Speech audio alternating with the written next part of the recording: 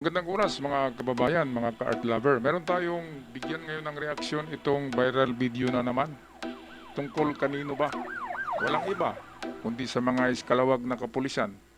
So ito, pulis na naman ha, na-involved na naman sa hold-upan. At ang hinold up ay aspiring pulis, isang estudyante ng criminology, hinold up ng pulis.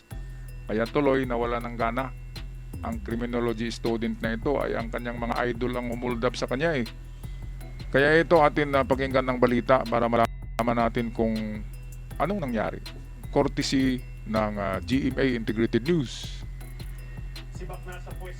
Sibak na sa pwesto ang 10 pulis Angono na umano'y nangikil, nagplanta ng droga at pinwersa ang isang criminology student na umaming drug supplier. Kwento ng biktima, 2 beses na raw siyang hinulitap ng parehong mga pulis. Grabe. May report si June Veneracion. Yung hinahangaan ko po na polis, ganito pala gagawin sa amin. Tinitingala ni Nestor Macabenta Jr. ang mga pulis kaya nag-aaral siya ng criminology.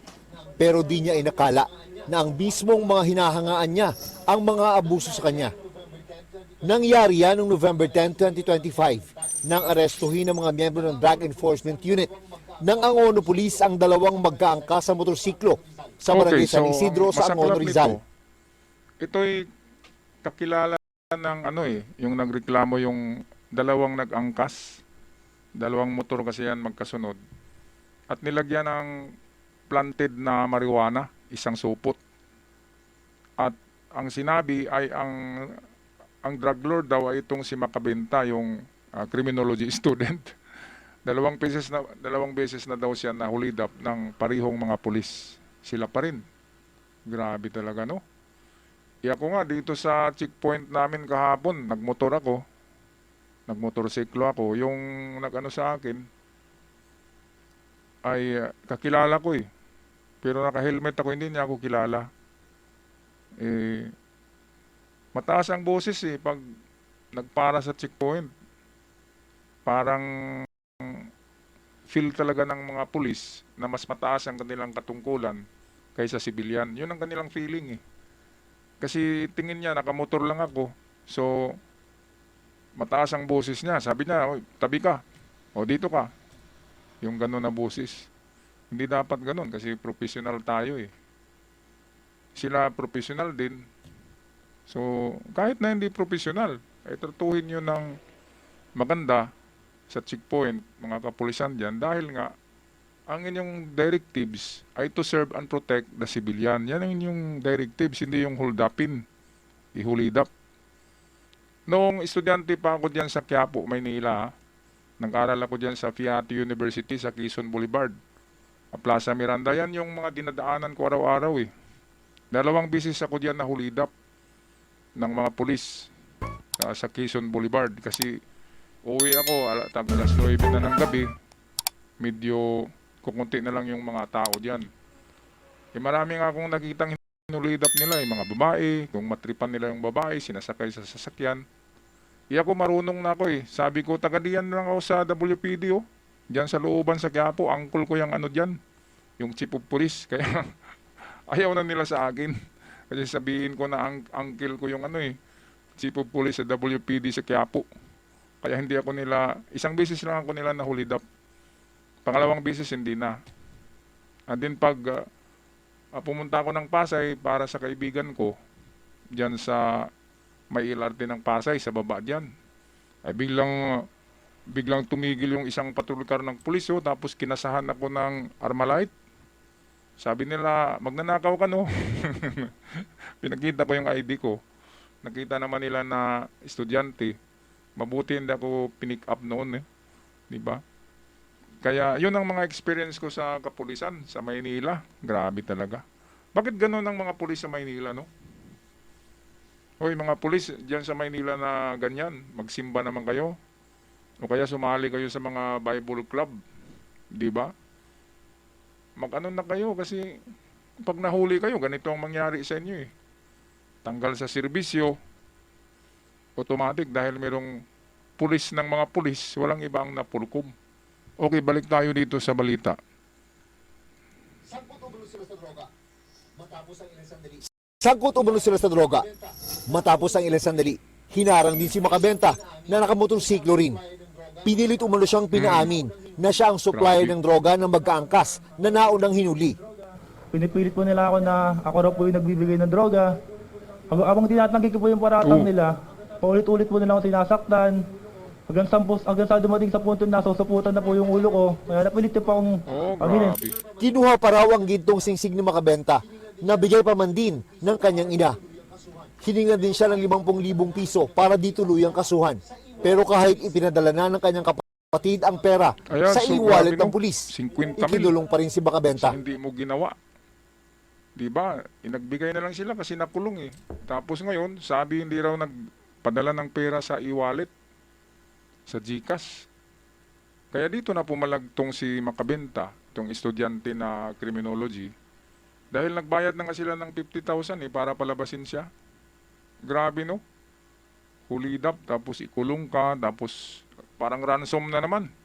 Ipaparansom ka na naman. Grabe naman itong mga... Grabe talaga sa Manila. Ang mga pulis kasi dyan ay tagdalawa yung asawa, tapos merong 3 kabit, 5 lahat eh. Lahat ng club na merong magaganda, mga night club, merong mga ano yan, siyuta. Kaya kayod ano sila, hindi sila kumakayod eh. Kaya ginawang sideline ng hold up. Pero hindi naman lahat ng kapulisan, meron ding mababait.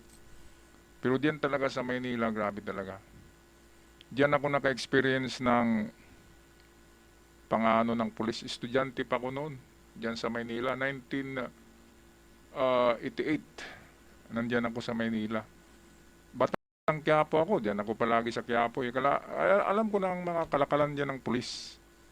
Kaya pag ako'y kanilang bagansya ang tawag nila diyan eh, ay sabihin ko, meron akong uncle diyan sa WPD. Kasi diyan sa Ruas Boulevard, ay sa likod niyan ay WPD station na ng Quiapo. Kaya hindi nila ako pwedeng kaladkarin kasi malapit lang eh. Kaya yun ang mga experience ko. Kaya totoo itong mga nangyayari sa Maynila. Totoo talaga yan, mga kababayan. Okay, so tapusin natin itong balita. Ano bang nangyari sa Arigluhan? Well, narito ang Napolcom, ang komisyoner. Ating pakinggan. Pinicturean po nila yung resibo ng tsaka po nila dinelay. Tsaka po pinakita nila sa akin na wala raw po nag-send ng pera. Tapos pinakita rin po nila sa kasama nila sa loob po ng opisina. Oh, walang walang nag-send ng pera. Wala yung 50 million hingin namin, ikulong na yan. Yung isang pulis po, nag-aayos na po ng droga. Nag-uusap-usap po sila. Okay, Nestor, may makabenta. Ilan kakarga natin dito? Pinakawalan siya nitong nakarang buwan matapos ibasura ng piskalya ang reklamong isinampa ng mga pulis. Ay, siyempre. Gayunman, bihag pa rin siya ng trauma na idinulot ng ginawa sa kanya ng mga pulis. Takot na rin po ako lumabas ng bahay. May makita lang po Ayan, akong so pulis. yan din yung nangyari sa akin noon sa Ay, sa'yo Manila. na Kaya pong nga tumuloy. ako lumipat ng Cebu. Sa Cebu na ako nagtapos. Pero diyan talaga ako sa Maynila. 3 taon ako diyan eh. Kaya alam ko yung mga ano diyan. Ganyan na mga kabalbalan. Dahil isa rin ako sa biktima eh. Kaya yung trauma, yun nga, kapag naglakad ako sa Maynila, pag mayroong patrol car ay lilihis na ako ng daan eh. Hindi na ako dadaan sa may patrol car lalo na kapag gabi. Kahit nga araw, bigla kang ibagan siya eh. Kahit araw yan ha. Kaya kapag gabi talagang titigil sa harap mo yan.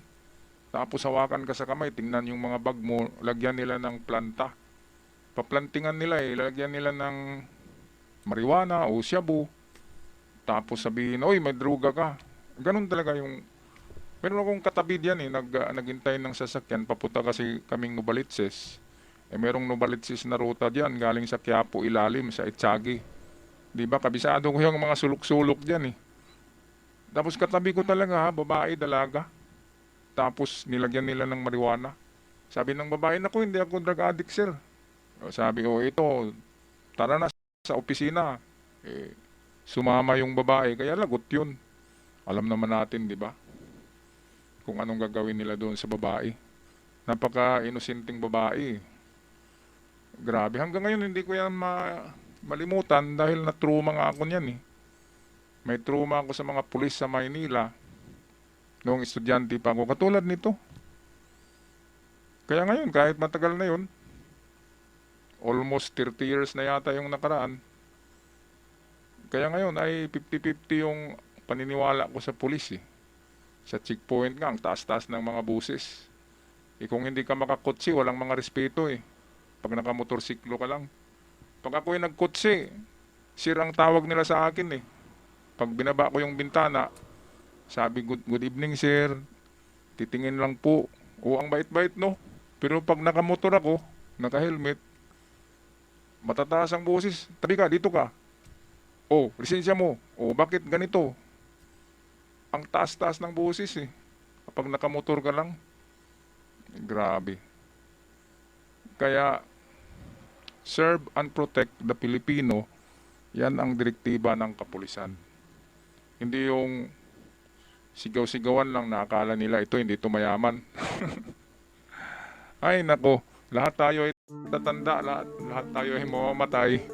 Ang gawin natin kapag nasa edad na tayo ng 40 pataas, ay bumait na tayo, hindi magbait-baitan na, bumait na tayo. Kasi malapit na ang katapusan eh. Pag 40 ka na, pag tungtong mo ng 45, may high blood ka na eh. May diabetes ka na pag 50, prostate cancer pag 60, patay ka na sa 61. At yung mga siyuta nyo dyan sa mga kabaret, sa mga nightclub, ay mapunta na yan sa iba. Diba? Walang permanente sa mundong ito eh. Kaya yung mga ganyan kasama na mga kasing tao, ay pag-isipan nyo, lahat tayo ay tatanda, yung ginagawa nyo ay makakarma kayo. O kaya ako magpapaalam na, maraming salamat sa aking mga subscribers na palaging nandito. At sa mga bago pa lamang nakabisita, huwag kalimutan subscribe ang ating channel para naman lalago ito. Hanggang sa muli, paalam.